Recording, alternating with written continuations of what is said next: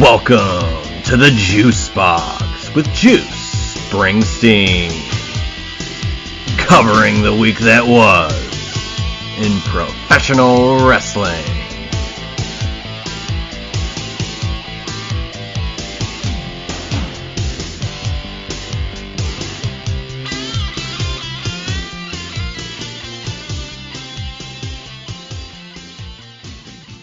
And welcome, everybody, to this special edition of the Juice Box, right here for this Crown Jewel PLE prediction show. And it's been since the Bash in Berlin prediction show that my guest at this time has been on the show. So welcome back, Josh Isenberg. How you doing, buddy? Hi, I'm doing fantastic, Juice. Looking forward to a more stacked PLE card than we've seen in recent weeks and in recent months, and even over the past year. 7 matches. Woo. Well, you know that it's not your traditional international show when it strays away from 5 matches to that sweet Saudi 7 that we're going to get here for Crown Jewel. This is the 12th event happening in Saudi Arabia, which is pretty nuts that we're at 12 already for the, quote, Saudi Vision 2030. I remember when they first did it, I was like, what the hell? What is this? And what does this mean? The first couple were, random matches. Who knows what legends they tried to bring in. Only the last 2 maybe, since like the first one I recall that had any sort of prominence had the Lesnar Roman match. I think it was a Crown Jewel probably 2 years ago, maybe at this point. But outside of that, like, these have started to become solid. We had King and Queen of the Ring most recently. And this we'll talk about it, but for better or worse, has some intrigue, some stakes, quote unquote. The craziest championship belts in the history of championship belts are on the line. 7 matches. Let's dive in. I didn't really know where to start, so I'm going to start off with this triple threat match, not triple threat theater for those of you playing at home, for the United States Championship. LA Knight, yeah. Defending against the 2 guys who've been going at it, for months in this. They say it's a best of 7 series, but in reality, it was just let's have matches back and forth and count them as a best of 7. I don't know why they did it like that. Andrade, Carmelo Hayes. What say you, Josh? It's kind of been out of nowhere where LA Knight was the referee in the 7th match. Now we get a triple threat. Yeah, I think he, made his own bed. Now he's going to have to lie in it with a triple threat match, basically taking out Andrade and Carmelo Hayes. I've really enjoyed the 7, I guess, game 7 type situation with them, obviously playing into, any sport finals and things like that, really building up Carmelo and Andrade at the same time as credible mid-card guys, because I think whoever takes the pinfall here, they're still not going to be harmed as much. I think it's too soon right now for LA Knight to drop the championship. I know saying that because WrestleMania obviously was in April. But whenever I look at this match, I'm interested to see, again, who takes the pin. In my mind, I think LA Knight needs to be victorious here. I think you continue to build him up. I wouldn't mind seeing a rematch with him and Logan Paul down the road, because I do think that there's still a little bit more left on the bones there. Not necessarily Logan Paul becoming United States champion again, but revisiting that situation, revisiting that feud that I thought was very well put together going into WrestleMania. But all in all, I think this is going to be a really great triple threat match, probably 2nd or 3rd on the card. You give LA Knight a big pop, and I do think that LA Knight becomes victorious here. And if I had to put $2 on it, I think we'll end up pinning Andrade. So you can keep Carmelo Hayes saying, I never got pinned. And I love the interaction that LA Knight has with both of these guys. They're both very different interactions because of the lack of English from Andrade. But kudos to all 3 men for making the mid-card feud, seem a little more important than it typically would for a United States Championship match in, October, November. Yeah, and I agree with most of that. I do agree. I think Carmelo. Yes, I think Carmelo is going to, stay relevant for a little while longer, as long as he potentially gets more chances. So I don't think he'll take the pin. You mentioned Logan Paul, and they are in Saudi Arabia. I feel like, Logan had his big world championship opportunity there. And could we potentially see Logan Paul at this show interfering, maybe taking out LA Knight? but not costing them the championship or, some sort of fashion, because I'd like to see Carmelo Hayes continue. I'm not sure what Andrade is going to do as we are in this the doldrums of the fall before everything ramps up with the first Raw on Netflix. But I think LA Knight's going to retain, like you said. But going forth, I mean, unless it is one of these two guys or, Logan Paul coming back, who would you like to see as the next challenger for the United States Championship? I think it's interesting because for a while they really built up Santos Escobar and Legado del Fantasma, like guys that you were like, okay, Santos could be a guy, and he kind of has fallen off. SmackDown is so stocked with mid-card guys where not all of them are getting to that next level that LA Knight has gotten to. So they have a lot of options to cycle through. I mean, out of any championship, maybe aside from the Undisputed Championship, which I think Cody will likely hold, until WrestleMania, this might be the second one that we might not see a championship change for a while. Just because they have a lot of really good players, but they don't have a lot of, standouts. So the next guy, I mean, I don't think you see LA Knight at, a Survivor Series. You can see him probably maybe defending a few times on SmackDown. But maybe Logan Paul is the next guy. Get that rematch at the Royal Rumble between them two, and then figure out who's the guy that's going to really target LA Knight on SmackDown. I mean, well, actually, he didn't win it. He actually beat AJ Styles for AJ Styles at WrestleMania. I said he won the championship at WrestleMania. I'm sorry, but whenever you look at the roster, I think there's a lot of, again, really good guys. But the next one that would keep him kind of hot, keep him kind of relevant, keep him kind of over is probably going back to that well of Logan Paul. What say you? I agree. I think Logan Paul is a guy that, can have a decent feud and not have to reclaim the championship.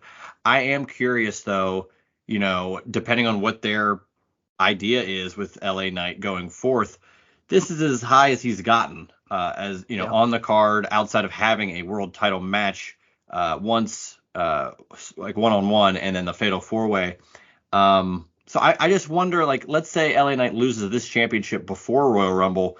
Does that mean he's going to get elevated to a higher spot, going further in the Royal Rumble? Or, I like to see him have a couple matches on SmackDown defending the championship. I think SmackDown, right now is doing okay, but they're going to go to 3 hours, and you're going to want to fill that. And Raw, as it's been condensed to 2 hours, the last couple of weeks at that 2 hour time slot has honestly just been like title match here, world title match here. They're really showcasing the biggest matches on these shows because they're condensed. When you add a third hour to a show that's been 2, you get more time to maybe a United States Championship main event, and it can elevate the title, the guy who's holding it, and the guy who's challenging for it, without having a PLE match to take ownership of. So yeah, I agree. And I can also, just as we wrap this one up, I can also see, the next, 2-3 months, potential mid-card contenders that could potentially face LA Knight. I mean, with Motor City Machine Guns winning the tag team championships, what happens with Waller in Theory? What happens with the Street Profits? Montez has been rumored for almost 2 years now getting a singles run. We've talked about it on this show ad nauseum. Should have happened a year ago in my mind. But there's 3 or 4 guys right there that could be potential candidates to fight LA Knight. I mean, Knight versus Waller, Knight versus Theory, good mid-card feuds. I mean, Theory has been a U.S. champion. He defeated John Cena at WrestleMania. That's an easy insertion for potentially, November, December to potentially get, LA Knight to that next step. But yeah, a lot of options. But like I said before, a lot of guys that are kind of right there, but not at that next level that I would consider a guy like Logan Paul coming back and trying to reclaim his U.S. championship. Right. And with LA Knight at the top, as champion, he's, a couple steps away from the World Heavyweight Championship or, whichever, undisputed. I just don't want to see him lose it just yet. I'd rather him get a longer reign so that when he eventually does lose it, he's not really set up for failure. He's like, wow, I have bigger fish to fry. Same with Braun Breaker. He lost his title, but I feel like there's more ahead for him, so it's not a big deal. But you got to lose at some point, Some point, yeah. Let's go into this fatal 4-way tag team match for the WWE Women's Tag Team Championships. Jade Cargill, Bianca Belair defending against Damage Control, the Meta 4, Lash Legend and Jakara Jackson, and Chelsea Green, Piper Niven. the titles have been kind of bounced around the last couple of months, and they found their way back to Bianca and Jade. At this stage, and I know I've been bringing it up, but I just want it to come to fruition. I think this championship run will eventually lead to a potential split. I think now we're so far like into the year that potentially as we get to Royal Rumble, if they're not champions and then they're in the Rumble, maybe they draw number 1 and 2. Maybe they have a little thing where it's like, sure, we're friends, but like we're not champions anymore. I want something that you want too, bleeds in the chamber and what have you. So I think for now, I think Bianca and Jade are going to retain these titles. What say you? Yeah, I completely agree. And I think the big reason that you need them to not split up yet is because you need strong faces for War Games. I'm not sure what the War Games match is going to look like for the women's side, but if I had to, guess, I would assume Bianca, Jade, you can have Rhea and a fourth, whether it's Bailey, whoever, against Liv, against Raquel, and then 2 other women, again, whoever that could be. I think Jade and Bianca right now, there's not a reason for them to split because they're not going for something like you said that they both want. So no offense to Metaphor or Chelsea and Piper or even Damage Control. I do think that Jade and Bianca retain the championships, and I think you're right. I think their dissension, I think, will begin at the Royal Rumble whenever one eliminates the other, and then they get in the chamber together. They're still teasing a little bit of a split. These are also 2 women who can be on a WrestleMania card without a championship. I think that's the ultimate Absolutely. key. The ultimate key is adding those mid-card women's matches at WrestleMania where there's meaning to it. We've had 6 women tag team matches. We've had fatal 4-way women's championship matches, but we haven't really had a true, one-on-one grudge fight. And I think that is perfect for these 2 women at WrestleMania next year in Vegas. Right, and at least at this point, I can see Bianca, who I believe it was rumored, or I saw a quote or something recently where she was like, "Yeah, I was questioned about maybe doing something, and I just didn't want to be a heel." Like, yeah, and that's fair. Like, you're a huge popular star, you're one of the leaders in the women's locker room for sure, and it's going to be tough to climb back in if you turn heel. At least to the outside, the fans and whatever.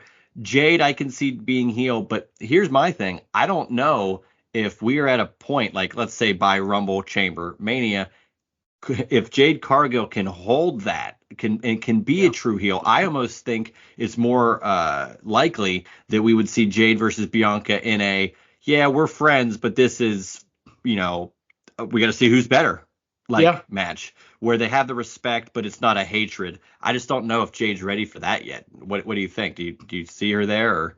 I think she's not ready for it right now, but I think a lot can happen in 5 months. I think a lot can happen. That's a good point. Yeah, like February, March rolls around. They're really tuning up the fact that she can turn that corner. I mean, she is, somebody who has this aura around her where she can easily flip to becoming a heel and saying, I got all the fanfare coming in here. I'm getting what I want, what I deserve. But it takes time. It takes character development. And the best way I picture her like, with Kevin Owens and Jericho, for instance, when they were a tag team, they were so good together. And it really only took Owens, one turn, the Festival of Friendship, and a month later, they were facing each other at WrestleMania. I think it was a quick turnaround. I think you can do something like that with Jade because Jade is very beloved right now, but she has, again, the aura around her where there's not a hard way to transition her because she has such a definitive look, a definitive character. So I think a presence too. Like it's believable that she would be a dominant heel. Oh, we've seen it in AEW. It's just we haven't had that opportunity yet. Yeah, we might be getting it in the next couple of months. We'll know. And you'll be the one who I referenced that called it. So good for you, Jack. Good for you, Jack. All right. So we both think they're going to retain, though, right? Bianca and Jade. Yes. Yep. So that's 2 for 2 in that regard. Let's go to some, I don't know how else to put it, but grudge matches. That seems to be a theme throughout what we just been discussing. Let's start off with Randy Orton versus Kevin Owens, 2 guys who had teamed both were friends of Cody. They parallel very well here. RKO versus KO, and I like their combined shirt and their tag team. But now they're going at it one-on-one. This is like a WrestleMania match to me. These guys are. This is crazy that like, here we go, let's do it, Crown Jewel. And if they get 12 minutes something, you get a hot RKO out of it. I don't see anything wrong with it. I think Randy Orton's going to win this match and have some momentum. However, Kevin Owens being this dastardly heel, whenever he is at a level of heel, his aura, to steal a phrase from you, it's tough to really beat him even if you pin him. So maybe Orton wins the match, but I'm not sure he wins the war. What do you think? I think Owens wins, and Owens wins dirty. I think Owens gets a very small window where the referee is distracted, a low blow. A win for Owens means so much more for him than a win for Randy Orton. Randy Orton's at a point where he wins, even though if it's dirty, whatnot, doesn't matter, because Orton, in my opinion, is doing the best mic work of his career. He is getting some of the best reactions he's ever gotten in his career. So if you give him the win, what does that do for Kevin? That kind of pushes him down a little bit. And I'm still of the belief that there is a, maybe not as big of a chance, but a 25% chance that we still might see Cody and Randy at WrestleMania. They could push it out to next year's SummerSlam. Easy. Yeah. But I still think there's a small piece that could happen at WrestleMania. Because when you look at these big events that they have coming up, I think Saturday night's main event has been rumored. It could be KO and Cody Rhodes. And then after that, where does Cody go? Could he go to the Bloodline? Sure. We could do that again. We can get The Rock involved. But I do think there's so much more dissension about the Bloodline on family where Cody can separate that a little bit and target Randy. Where does that leave Kevin? I'm not sure. But at the end of the day, I think, Saturday afternoon here on the East time, I think we'll be talking about Kevin Owens doing everything he needs to do to become the number one contender for Cody Rhodes at Saturday night's main event. Not wanting to wait, not wanting to do anything until, December in New York or New Jersey, whatever it is. It's on Long Island. Yeah, on Long Island. Yeah. So I'm going to go Kevin Owens on this one. I think Orton will win, but I could easily see Kevin Owens. Like you said, I don't think it's necessarily done for him yet. And if Orton loses, he got plenty of time, Rumble, Chamber, to get back in the thick of things if that match at Mania with Cody is going to happen. And even if it's not, he's been back now for a little bit. He can get back in the fold. You said, and hey, SummerSlam's got 2 nights. I'm not saying Orton and Cody would not be enough for night 2's main event, but it's enough for a night 1 main event. And I'm not going to, be upset about that. Like, with 2 nights of SummerSlam, it's going to be interesting where, night 1 of WrestleMania, it'll be a big deal, but it might be a little less than. And that was maybe for 38, 39, like Austin's return match. That's a big deal. Sure. The tag titles was fun, but it was an opportunity to have those guys main event. This year we had like a massive main event on night 1.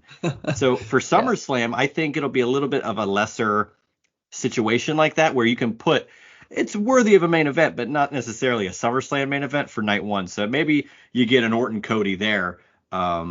So I think you're spot on with with the way you're prophesizing the potential end of this year into next year. But I think all in all, it's going to be a solid match between these 2 guys. I mean, they're going to beat the best out of each other. Yeah. Which I would have liked to have seen maybe a stip here, but maybe there's a return match because who knows what they're going to do at Survivor Series. Yeah, they could be one-on-one at Survivor Series and continue that. That could be a good stip. Whether it's a street fight, last man standing, whatever the situation may be. I do think that this is not one-off. I think that there is another one in November that can, bridge that gap between November and January when, as much as we love Rumble, they don't really build massive storylines going into the Rumble because the Rumble matches sell themselves. That's true. Unless it's for a title, generally it's just the Rumble that they sell. Yep. Let's go to another grudge match. This one I'm really excited for because I think the trigger will be pulled. Big Bronson Reed versus Seth freaking Rollins. This is another one of those Peter Griffin versus the chicken things. And I've been loving it, and I'm glad that Seth goes to chase after Bronson Reed last week. He has a blue coat on, and he's running down the ramp, and he takes his blue coat off, and he's got a blue shirt underneath. Basically another blue leather jacket. So I love this type of feud. I love everything that's been going on with these types of interactions on Raw every week. This is the time. You don't take out Seth Rollins with 6 tsunamis to build to a match to not win, in my not so humble opinion. So I think it'll be fun. I think it could be a little brutal, even though there's not a stipulation dictating such. But give me big Bronson Reed to win this damn thing. And let's see a push. Let's give another guy a slot on the main event scene here on Monday Night Raw. What say you? Man, 50-50 here. It's tough. My head says Seth. My heart wants big Bronson Reed because I agree. I think you need to build somebody bigger up again. And it goes back to Seth. He's kind of like Teflon, right? Like if he loses, then he's still Seth Rollins. But for whatever reason, I'm drawing more towards Seth surviving Bronson. And I think it's because, look, Seth went 0 for 2 at WrestleMania. He got hurt from Bronson Reed. He came back. He's gotten, some revenge on Bronson Reed, but hasn't gotten everything. I just don't know if the character is fully there with Bronson Reed, where Triple H is going to be backstage saying, yep, we're 100% in on Bronson. Because I think what they do with Bronson is similar to what they have done in years with Braun Strowman, where they get build up, and then they don't really win the big one. And I know that, Strowman won the championship and during COVID and stuff like that, different circumstances, different situations. They could have done anything at that point, which they did. They did. Yeah, they did. Yeah, for sure. But I'm gonna go 52% Seth, 48% Bronson, because I could wake up Saturday morning and say Bronson has to win this match. But again, he's so big, he's so physical, he's such a interesting force on Monday Night Raw, where if he loses, does it affect him too? So I'm going to go Seth, but I want Bronson to win. Yeah, I can see that. I want Bronson to win, and I don't know if Rollins wins. Do they have a return match? I just think this is the moment to get Bronson, because Bronson Reed, I think, could win this match, beat down Seth, and it's not going to matter if he loses the following match. Like he's got his big win, pun intended, and can move forth. But I could see what you said in the Kevin Owens match, where maybe not a sneaky win, but he wins how you're not really going to think. Maybe Seth wins like that. He gets a roll up, something we're not expecting. Yeah. And Bronson gets pissed, and we move on with that. It's funny that you mentioned percentages, because there is another United States Championship match happening next week, and I'm sure both of us are happy for the talk to be over, because I am sick of the commercials. How about you, Josh? Yawn City, not even going into it. I'm ready for that to just pass, and looking forward to NXT in the ECW arena. That's right. How about that? I wish I could go to that show. I had a coworker actually that attended Halloween Havoc in Hershey. Oh, nice. Sweetest place on earth, I've heard. How about that? They said that like 3 times, I think, during Halloween Havoc, and on Raw, Tessitore is like, sweetest place on earth. I'm like, oh my God. I know it's it is candy season, so it makes sense, but it's funny. It is spooky season. It's like the boogeyman's coming right at you.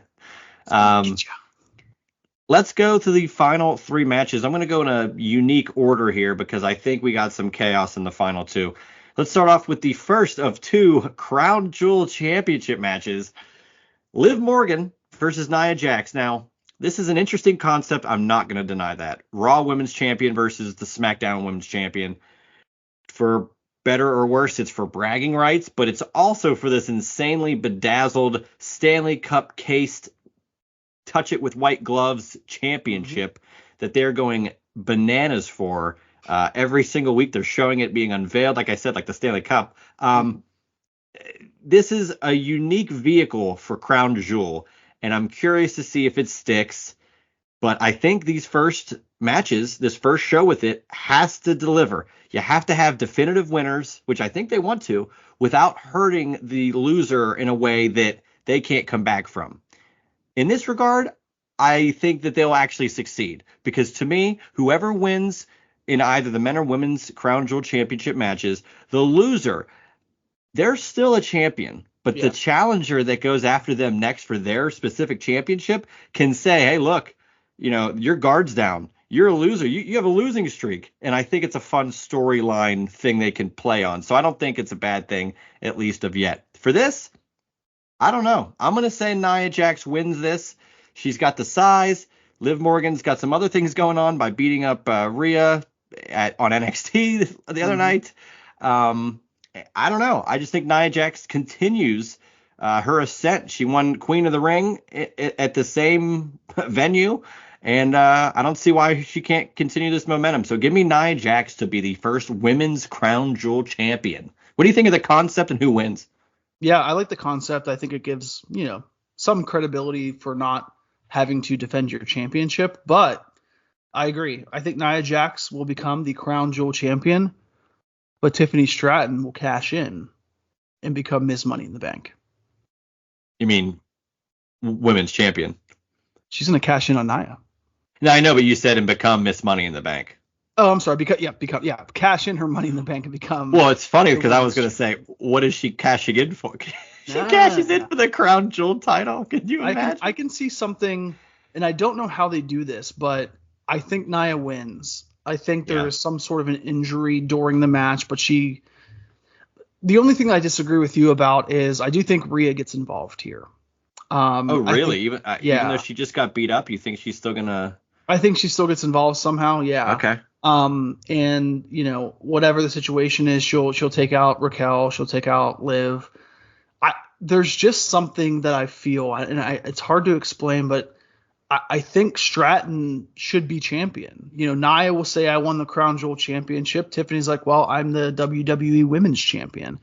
Do you run that feud back? I guess. Yeah. The biggest problem if she wins Money in the Bank, you can have a singles match at the next show. And you got two champions, quote unquote. It's bigger stakes. I don't know. That's how they look at it. Yeah, exactly. The perception's reality there.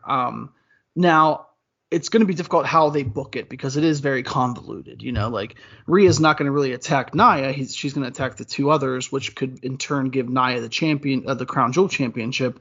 Does something happen outside or after the match? Is there something during the match where Tiffany sees that Nia is hurt? I mean, they've done a lot of things. Even when you go back to when Liv Morgan actually cashed in, it was Nia versus Ronda Rousey. And they were able to insert Liv, who is viewed as a much smaller opponent, not as credible in terms of size or strength, but they made it work. I just think that this is the right time because the build, the tease of Nia and Tiffany, for me at least, has gotten to a point where I'm like, okay, there's enough tension here. Nia has won, the Queen of the Ring. She's won the championship at SummerSlam. She has to face some sort of adversity. What better adversity than her, quote, friend that she hasn't really been friends with but has used her for the past 3 months, finally cashing in. So a wild card shot in the dark, but I would love to see it because I think there's more money in Stratton being WWE Women's Champion than Nia being a two belt champion. Right. And, I said just kind of like joking that, well, Nia and Tiffany, we both have titles. I think Tiffany could play that up as like, hey, like I just wanted to win this title. You still have a championship. What are you upset about? We're both champions. Aren't we still friends? And Nia's going to be like, no. I don't think so, pal. Don't think so. Yeah. Move along, Betty. So, yeah, I'm just intrigued by this. And let's just get into the next one. So you think Nia's going to win, or do you think Tiffany makes it Tiffany doesn't make it a triple threat? Oh, my God. You want to talk convoluted. Imagine her cashing in the middle of this. And winning both. Oh, my God. I think she... Hey, if that happens, you call it. I don't know. If it happens, I'd be shocked. But I think Nia becomes Crown Jewel champion. Tiffany cashes in somehow. And they're both champions, and they can play off that on SmackDown for the next month or so. Let's get into another Crown Jewel Championship. This one's got even more intrigue. Cody Rhodes, undisputed WWE champion, against the World Heavyweight Champion Gunther. This is a match I would, again, another potential WrestleMania match that I would have loved to have seen there. We get it here. Before, after bragging rights was a thing, then the Survivor Series Raw versus SmackDown thing happened. This is another champion versus champion match, but it's for a title. And I'm not going to deny, I think the rumors are swirling for a reason. Is Goldberg going to show up at this thing and cost Gunther this, other championship to go after the world championship? And Cody gets another belt. Why not? More belts, more pyro. He's the king. You go first. I need to know what it was stirring in the box of juice right now. I think that because initially my first thought was, okay, Cody could lose this because of some sort of interaction with the bloodline, like Dwayne or something. But then they came up with this 6-man tag that we're going to talk about after this, and I think that's where you're going to get a lot more story, regardless if it's Dwayne or not, because I think it could be Sammy.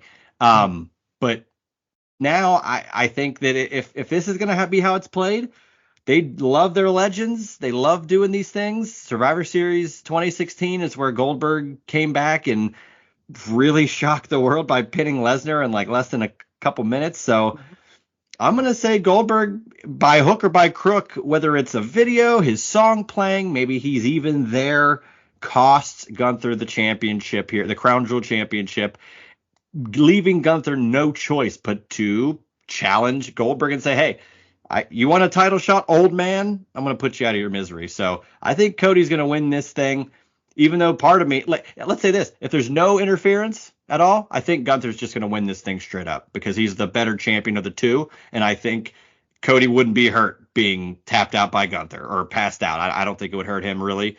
But I do think there's going to be some sort of interaction. So give me Cody Rhodes. Oh, I can't wait for this. This is tough. I'm going to go Gunther winning for a lot of the reasons that you said, even though you initially said Cody's going to win because of Goldberg. But there's something there, man, this is a tough one for me. I don't like the match, to be honest with you, because what don't you like about this that you liked about the other one? I don't think either of them should lose. And there has to be a loser and a screw job finish again for Cody.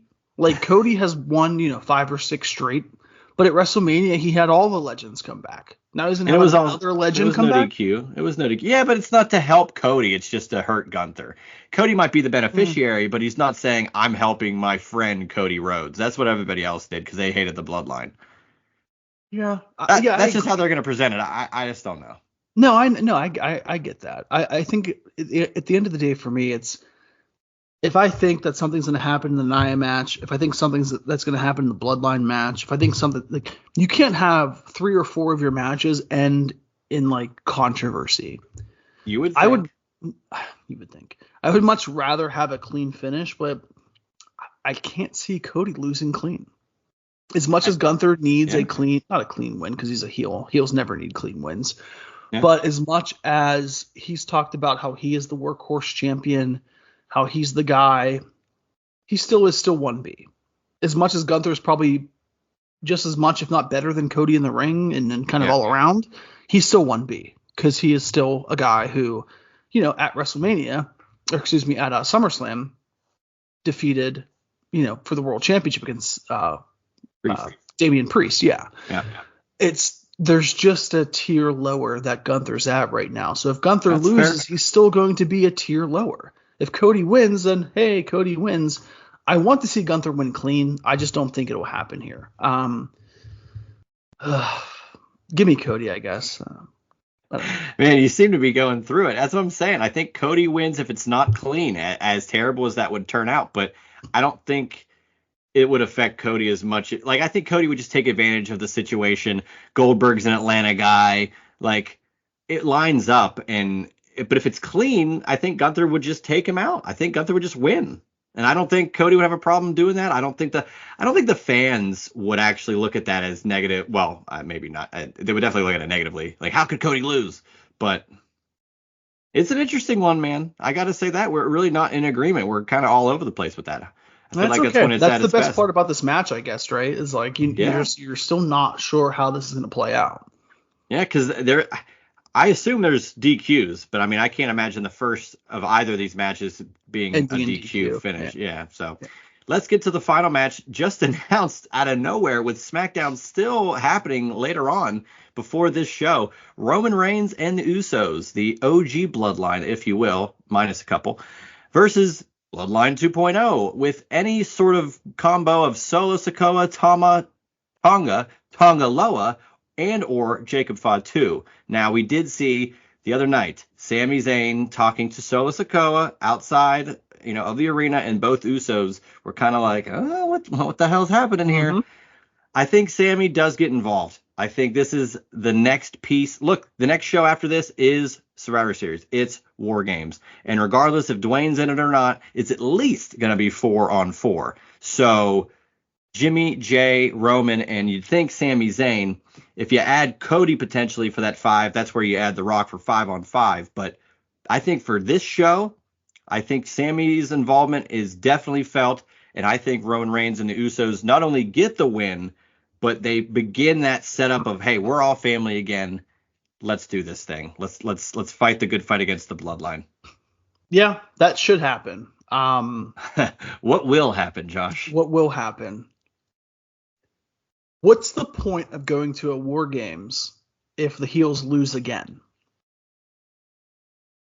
You make a good point. You have a point. I have a point. Yeah. So my thought is, I think Sami will get involved, but in my mind, I think he should not. And he should kind of be, if War Games can be 4-on-4, 5-on, whatever it is. It doesn't necessarily have to be 5-on-5. Like, That's right. So in my mind, I think that Sami is kind of like the special surprise fourth, teammate, similar to what they did last year with Randy Orton, where they're like, hey, he'll be here. He's my Us, and you can speculate. Maybe it's The Rock. It won't be, but you can keep that dangling for the crowd for 3 or 4 more weeks. I have a hard time believing that on Monday when Jay said, hey, this is family, Sami goes, yeah. You see him talking to Solo, then 5 days later, everything changes. So I think that's where that just seems rushed to me. I also thought it was rushed, and I don't think this match should even happen at Crown Jewel, by the way. Right, I think that there's no need for a 6-man match at Crown Jewel. I think they could have waited to just have it at War Games and just do the big match there, because you're going to potentially see Roman and Jacob Fatu now. Like that's War Games first interaction type stuff.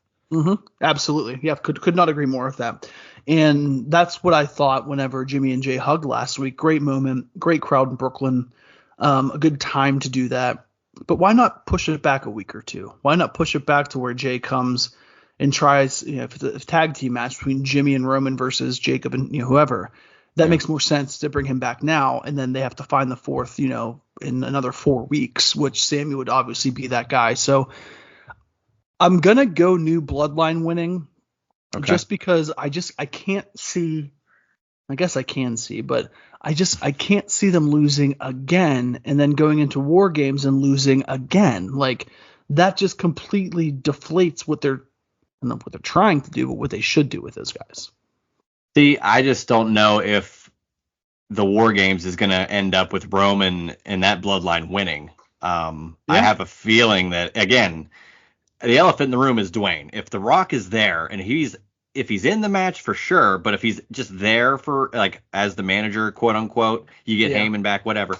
I don't see how they lose, because the whole goal of that is they were dominant. They got, things heading into the new year, Raw on Netflix, all that stuff leading to, Roman Rock potentially at Mania. And I think that kickstarts with a heel Bloodline winning War Games. So that's where I think Sami either comes out and is kind of, like you said, he's on the fence, or he comes out late.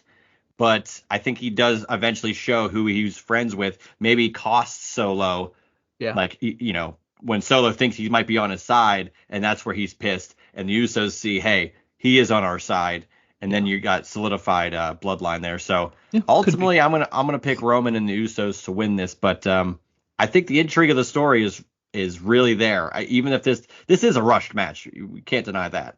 Yep. Yeah. So, yeah. I mean, they've been Roman and Jay haven't really talked, and now they're going to be together in a team. There's going to be some good drama, and that's the best thing about the bloodline. And I know people were talking about how this, you're in the bottom of the third. We've got to be in the almost to the sixth inning at this point. Top 7, baby. Yeah. Bring the home team or bring the. I don't know if it's gonna. I don't think it's going to end at WrestleMania. Like, I think it's still got some juice, to be honest, after that. So I agree. Who knows what inning? Maybe they'll go extra innings. Juice. Get it? Look at the big brain on Josh. The big brain on Josh.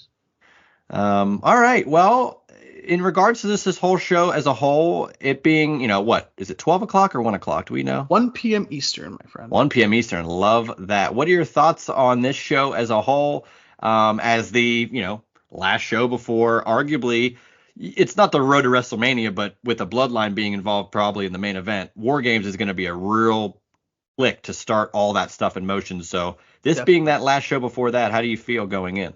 I feel great. I think it builds the pieces to what you need to see at Survivor Series. It's not just a building block. There are going to be, matches that I think, are definitive. There's going to be some shenanigans. And hell, as you said, if Goldberg comes back and he's in a Survivor Series match against Gunther, I'm fine with that.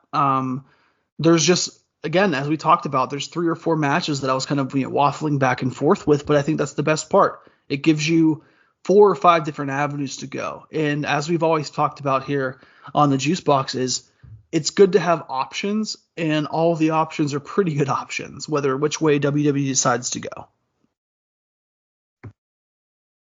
Absolutely. So I just wanted to make sure you have LA Knight, Jade Cargill, and Bianca. Correct. Do you have Kevin Owens? Correct.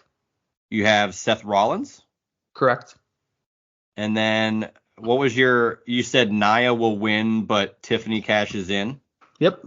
Cody will win. Yeah, I think Cody's going to win. Okay. Cody will win. And then you think, what do you think about the main event? Bloodline. New Bloodline. What do you think is the actual main event? I mean, it's probably going to be Bloodline. There's not been many times where they haven't main evented. I would give it to Cody and Gunther, but I do think that that's going to be the main event is the Bloodline.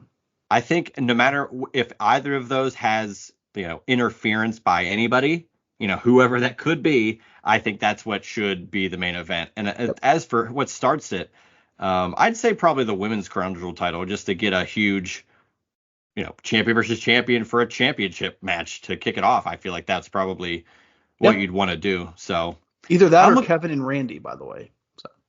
Yeah, that is something I can see. I honestly can see Seth and Bronson Reed because of how much they've been feuding. They just want to get the night started. I can see that going for sure. So I'm looking forward to it as well. I like 7 matches. The 5 to 7 thing, that's it. If it's longer than 7, it better be the greatest matches of all time or a tournament or something, because 5 to 7 is amazing, international or domestic. So I'm looking forward to it.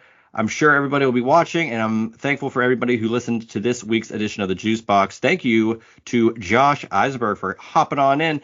I'm sure we're going to see you for the Survivor Series predictions. Is that safe to say? That's safe to say, my friend.